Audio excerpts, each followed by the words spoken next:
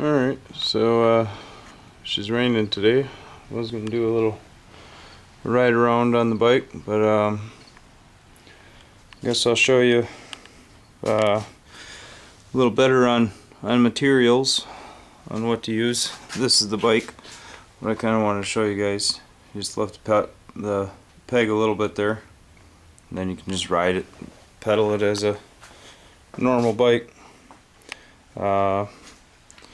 So EFCO TS330 hedge trimmer that I got from work the other day. Let's see if I can show you. Let's see how much that's moving through there. That's broke off there, but good running motor. Kind of thinking to maybe make a front wheel drive motor for this bike to go up front. I know a few of you have been asking about front wheel drive and that kind of thing. Not against it. I know this motor probably will run a little slower than the back, so which is okay. And then just have another throttle over on this side underneath. Then all these guys here, nice old Wisconsin. I like my Wisconsins. That's actually bought out by Fuji at that point, even as being old as this one is. And this is probably 80s something. This Briggs Industrial 5-horse, missing its recoil. Got another one with its recoil. That one's another Briggs. That's a GX160 Honda. And pretty sure this is what's left of another Briggs here. But all free, every bit of them. But work at a rental store, so we go through some motors for sure. But let me pull this guy off here real quick, and then I'll get you over to the bench here. Let's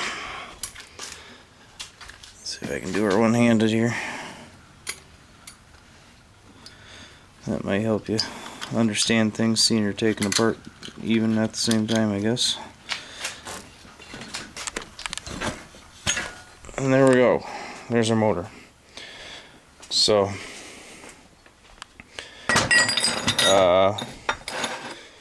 here we'll maybe try to get I guess my garage door's closed here. That's gonna be the weld free bracket. Pretty shitty. There you go. But she's hanging from the ceiling right now on my mountain bike.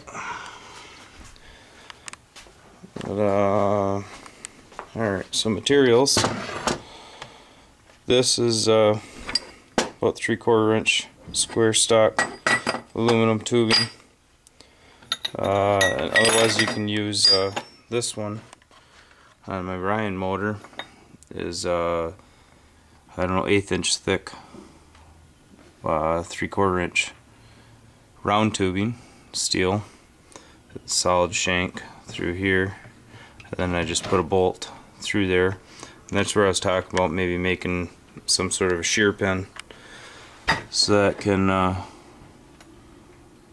can break before the motor wants to give.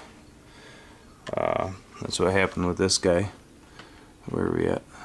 There we are. See a little crack coming through him. I just stopped using it. It's a good run motor and all that, but what did I do to this one? So I put bolts through the actual housing hole, like the top one is here, but that's there, and then drilled through after I mounted it through, and put some more 1/4 inch bolts. I like the lock nuts, neoprene like that. You know they're not going to come loose, that kind of thing. Beyond that, you do have plenty of stock with your trimmer and the handles themselves. So say this is going to be a trimmer shaft or whatever. It's just going to be straight tubing you're dealing with. Maybe I can show you with the square a little easier there. So say this is just your trimmer stuff, the actual shaft or whatever you got. So really what you're left with is to find an L piece of solid metal that's going to ride between these two easy enough. This one is just going to hinge inside of it, and then this one will be bolted or with a shear pin, whatever you want to do. That's another, like if you can find this is a hitch pin, but this is not a good angle. So if you can find one that's an actual L, there you go. And then say this is what's mounted on your bike. You put that through there, and then just use the clip for the hitch pin. Keep the motor on, so you just have some peace of mind or whatever.